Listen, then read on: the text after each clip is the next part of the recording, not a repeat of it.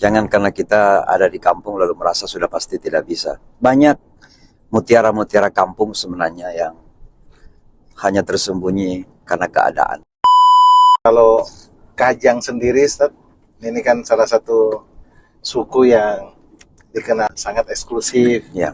punya ciri khas sendiri. Apa yang ada yang terkenang di Ustaz dengan Kajang? Saya kira adat Kajang yang ketat ya.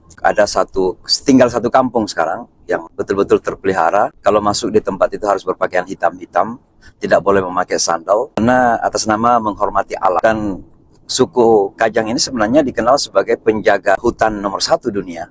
Pernah survei mengatakan demikian. Dan jadi ada tradisi-tradisi budaya-budaya yang sejalan dengan nilai-nilai Islami juga. Mereka sebenarnya dan kami dulu waktu sebelum masuk pesantren, itu sebenarnya menganut faham animisme. Kami seringkali ke batu-batu besar di tengah hutan, meminta-minta, bakar lawar, apa segala macam. Itu masih faham animisme. Tapi kalau kita mendalami filsafat mereka, banyak yang sejalan dengan ajaran Islam. Sehingga memang sebenarnya hanya bagaimana menyampaikan kepada mereka syariatnya saja. Tapi karena mereka merasa bahwa mereka sudah beragama dengan caranya sendiri, dan mereka kuat sekali merasa beragama Islam. Makanya di Kajang ini tidak ada gereja, tidak ada orang Kristen.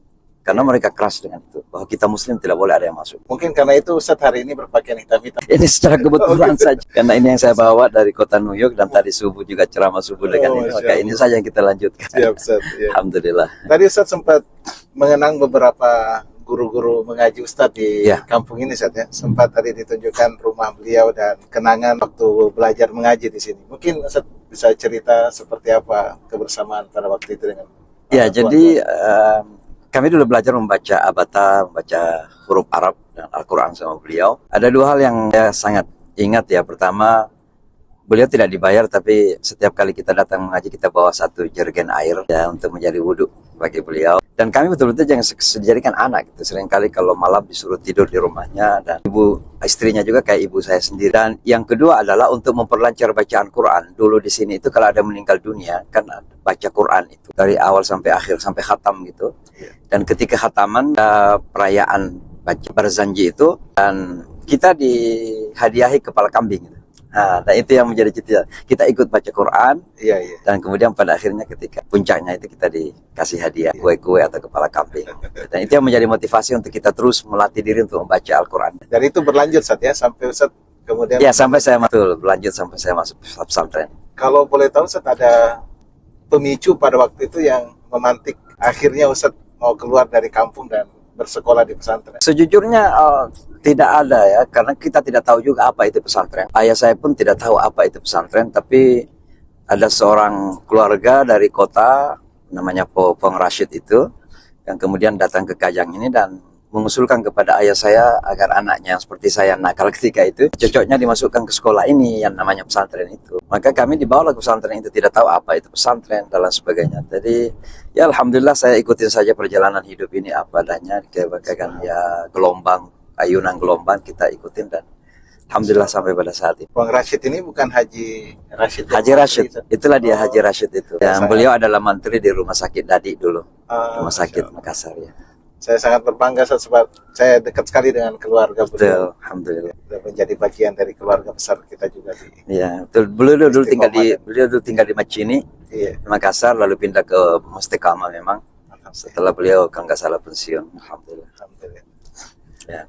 Ustaz, saya mau melompat agak jauh dengan kiprah Ustaz di dunia internasional. Dari kampung desa Lembana sampai ke New York, mungkin Ustaz masih mengingat hal yang paling sulit yang Ustaz pernah hadapi dalam proses menuju keberhasilan dakwah di dunia internasional ini apa, Ustaz? Ya, saya kira pada setiap tingkatannya ada tantangan tersendiri ya. Saya masih ingat waktu di pesantren itu, karena Kampung Kajang ini dulu sangat-sangat terbelakang ya. Tidak ada mobil yang masuk di sini. Hanya ada 1 truk yang masuk yang mengangkut kelapa atau pisang dibawa ke kota. Saya masih ingat namanya Pak Omo ketika itu. Beliau ini pensiunan tentara, bawa truk ke sini ngangkut. Itu saja mobil yang masuk.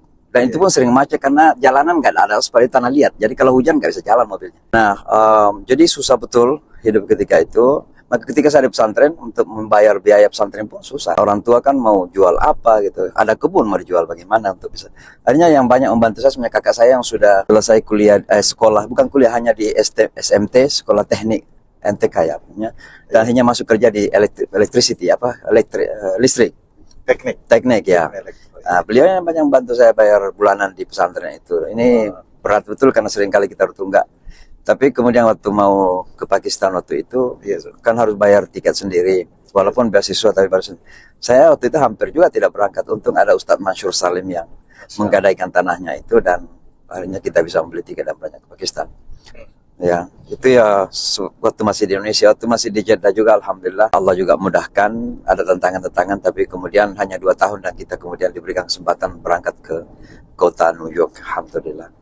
Ya. Terakhir Ustaz, kalau ada pesan yang Ustaz bisa sampaikan kepada generasi muda yang berasal dari kampung dan ingin mengembangkan diri, kira-kira apa pegangan yang sebaiknya mereka pegang? Ya, saya kira yang pertama harus membangun optimisme bahwa kita juga bisa sebagaimana orang lain. Jangan karena kita ada di kampung lalu merasa sudah pasti tidak bisa. Banyak mutiara-mutiara kampung sebenarnya yang hanya tersembunyi karena keadaan, dan karenanya perlu untuk diangkat, diekspos. Ya, siapa yang menyangka Pak Habibie turun dari Gorontalo kemudian ke Parepare dan menjadi seorang yang dicari oleh dunia. Saya kira demikian juga banyak anak-anak kita, anak muda di sana ini, luar sana ini, yang mereka adalah mutiara-mutiara yang sebenarnya punya peluang, tapi keadaan yang menjadikan mereka tidak menemukan peluang itu. Maka selalu bersemangat dan harus optimis bahwa as others can, sebagaimana yang lain bisa, kita juga bisa. Kenapa tidak? Saya kira begitu. Terima kasih banyak, Ustaz. Sangat menginspirasi. Insya Allah juga menjadi motivasi dan inspirasi bagi teman-teman sekalian.